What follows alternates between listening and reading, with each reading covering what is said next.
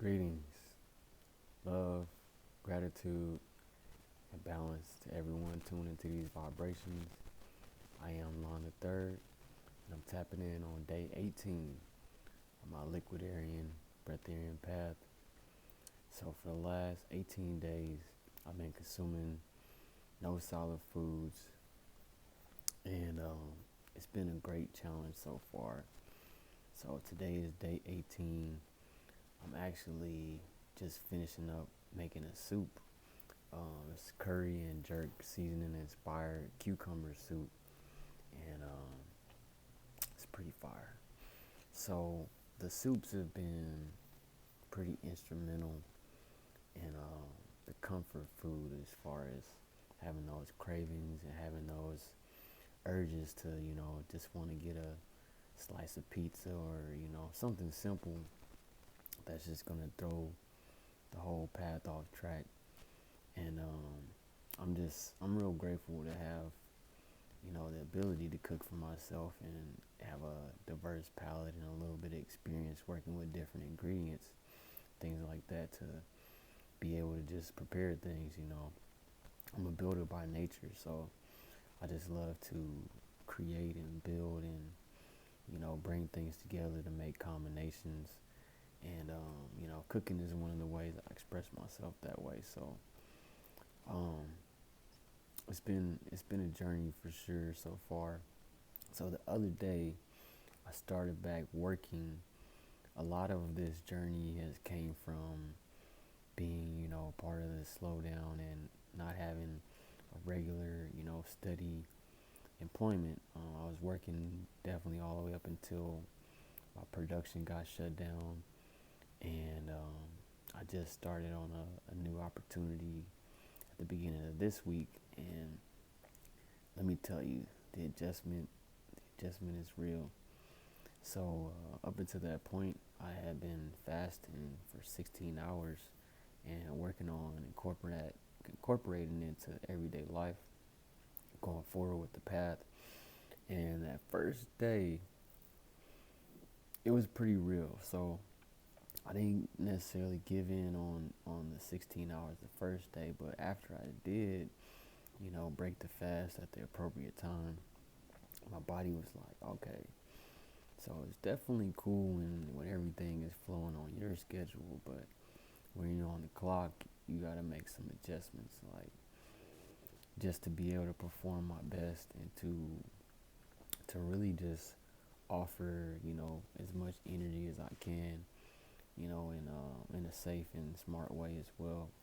But I had to start back from square one, and what that meant to me was just focusing on my fasting from 5 to 11 in the morning. So basically 5 a.m. to 11 a.m. That's when the body does a lot of detoxing. And my breathwork coach, he put me on that Devon the Black Airbender. And then once I started really thinking about it, it's like, okay, if I'm at least waking up at 5, then and going to bed at midnight, then that's basically fasting from midnight to 11 a.m.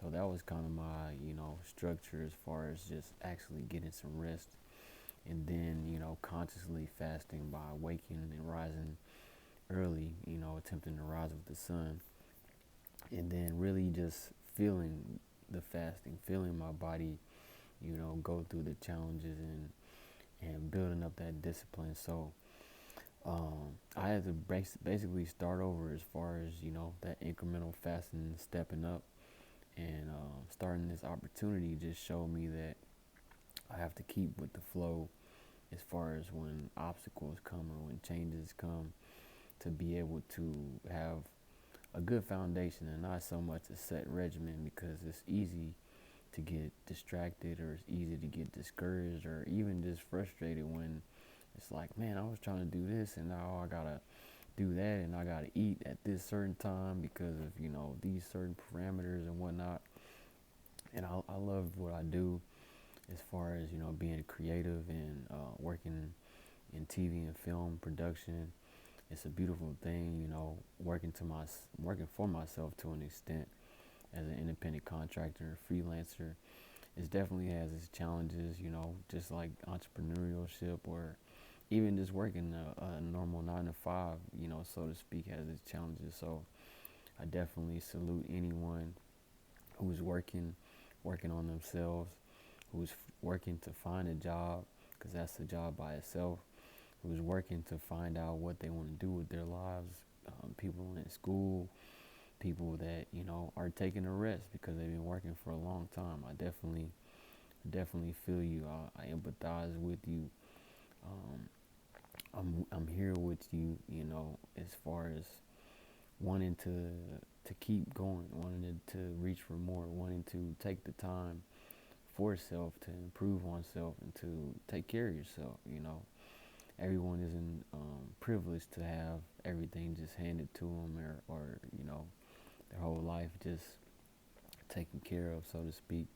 So people that are doing the work, you know, whether that be shadow work, healing work, you know, working to establish and to improve financial situations, I salute you for sure. So this week, um, I had 3 sprites at work on set, and after the first one, I could tell it was like an emotional, you know, trigger for me to grab the sprite because it was, you know, obviously it was in my face, you know, or I seen it in my view, so I was aware of it. But then when I made the conscious effort to drink one, it was like, okay, this is a liquid, you know, I want this Sprite. I know that it's not healthy for me, so to speak, but this is what I'm gonna have right now. And then I had another, and then I had another, you know, and I could feel my body just, you know, saying, okay, this how you want to do it, that's cool.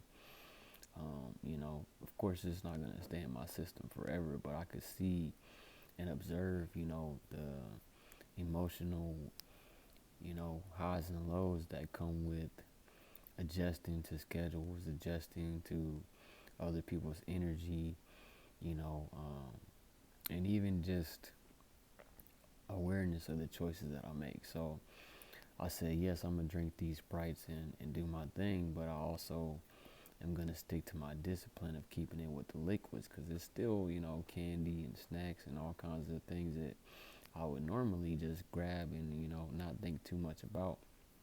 But it's truly about balance, and I believe that balance, you know, is interchangeable with peace as far as, you know, terms that we use. So that's what I mean by, you know, balance. When you have, you know, multiple dynamics to a situation, and a lot of the things, you know, are just what they are, you know, out of your control, so to speak, or things that you know, have to deal with at least momentarily. Finding the balance is key. So for me, the balance has been, you know, deciding that, all right, in this portion of my journey, I would like to enjoy things that I don't have to chew. And that's going to be basically my borderline or my foundation of the things that I consciously make an effort to do. So on my, you know, I would say my pinnacle or the optimum choice for me would be a fruit juice, or, you know, something that's very, very light, very, very light, as far as coconut water, watermelon juice, cucumbers, things like that. And then it just gets denser and denser, and then, you know, at the bottom is soup, you know. And really, keep it a band, I had some grits the other night, and that was fire, you know, as far as just that comfort food. And it's my path, so I get to choose where I want to go, how I want to look at it, what I want to take it to, you know, what kind of data that I, you know, take from it, and you know, analyze. So for me, it's more about building. Just keep on going. You can do this. Don't focus on, you know, being perfect. Don't focus on what other people will think. Don't focus on, you know, is this 100% correct, or is this by the book? Because I'm writing my own book at this point. I'm doing what I've been inspired to do and what I feel called in such a way to do. But as far as how I go about it, it's 1,000% free will, and I want to stay dedicated. I want to be transparent, with what I'm building as far as being social with it, so to speak. But I also want to keep it personal as far as just the choices that I make and not making them for other people or under the influence of other people. Just literally listening to myself, and working with myself to understand and to grow through this and to, juice as much benefits out of this, as I can. So um, I'm gonna get back to enjoying my soup a little bit here. I want to thank you and show a lot of gratitude for you tuning in. Whether you watch the second or the whole video or you just scroll right past it, I still appreciate you. I still love you. And that's it. Peace.